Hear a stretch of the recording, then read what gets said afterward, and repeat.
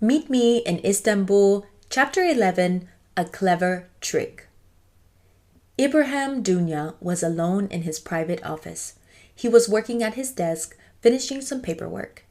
He always did his paperwork alone before going home. He looked at his watch. Another 10 minutes.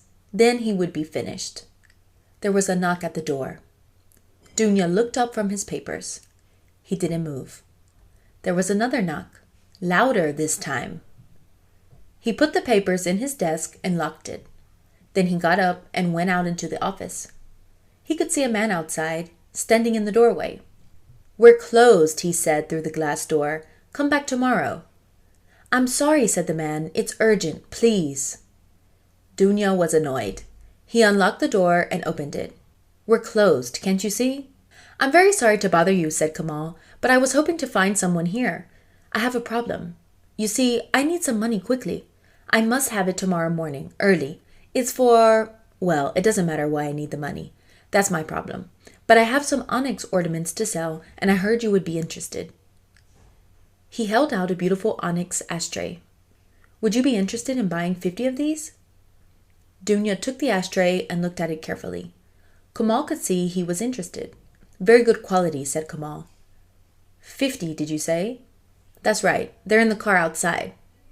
"How much do you want?" Dunya asked. 15,000 lira for 50, said Kamal. "That's too much," said Dunya. "I'll give you 5,000. "Please, I need the money urgently," said Kamal. "Then you will accept 5,000, said Dunya. Kamal looked disappointed. "All right," he said. "You can have them for 6,000 lira. They're in a big box in the car. Could you help me carry them? They're very heavy." Dunya went with him to the car. Together they carried the box into the office. "This is really very kind of you," said Kamal. "They are heavy." They carried the box to the back of the office. Kamal looked quickly at the door.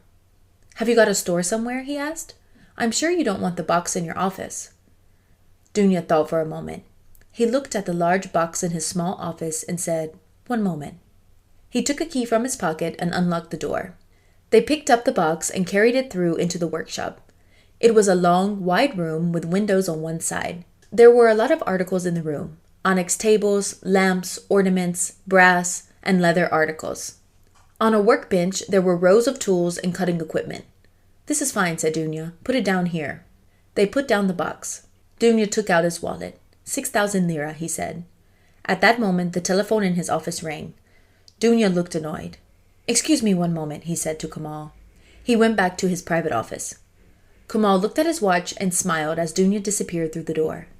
Quickly, he looked around the workshop. There was a door at the other end. He looked out of the windows. Outside, there was a small courtyard, and at one end of the courtyard, a wall 2 meters high. On the workbench at the end of the workshop, there were several onyx-tabled lamps. Kamal looked quickly at them. They had been cut in half with a cutting instrument. The inside had been removed. Kamal looked closely. Suddenly, Kamal heard Dunya say goodbye. He turned quickly away from the workbench. "Sorry to keep you waiting," Dunya said as he came back in. "Not at all," said Kamal. "I can see you're a very busy man." Dunya counted out 6,000 lira. "Thank you," said Kamal. "I really needed this money. Well, I won't take any more of your time." Dunya walked with him to the door into the street. "Thanks again," said Kamal. "Good night." "Good night," said Dunya, and closed the door. Kamal went back to his car and drove home. Tom was waiting for him. "Did it work?" he asked as Kamal came into the apartment. "Perfectly," smiled Kamal.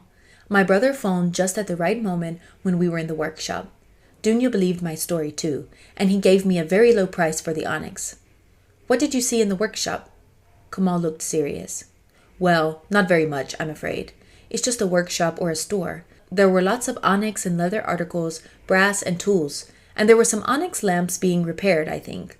But there's a courtyard outside and another building opposite. I'm sure that it belongs to Dunya. And more important, there's a wall at one end of the courtyard which isn't too high." "Meaning?" "Meaning that it wouldn't be too difficult to climb over it." That's the end of Chapter 11, A Clever Trick. If you would like to know what happens in Chapter 12, A Disaster, please listen to the next episode. See you soon. Bye.